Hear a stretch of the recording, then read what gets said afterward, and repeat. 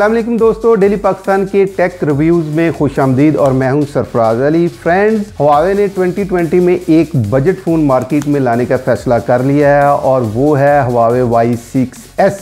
Y6s की जो price announce की गई है वो है 20,800 और मेरा ख्याल है कि Huawei ने दीगर अपने कंपटीटर्स को टक्कर देने के लिए एक जो बजट फ़ोन अनाउंस किया है। तो अब हम चलते हैं Y6 की अनबॉक्सिंग और फर्स्ट इंप्रेशन की तरफ।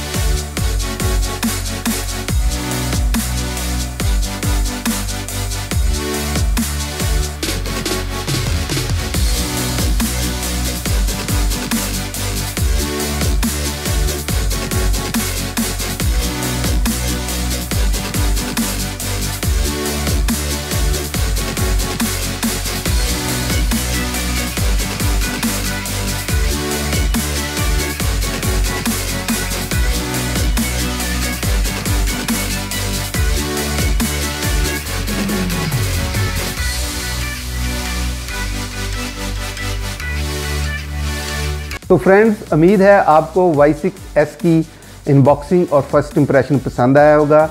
इसका डिटेल रिव्यू हम बाद में करेंगे।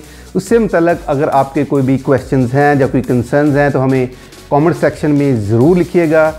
नेक्स्ट वीडियो तक अपना बहुत सा ख्याल रखें। अल्लाह हाफिज़।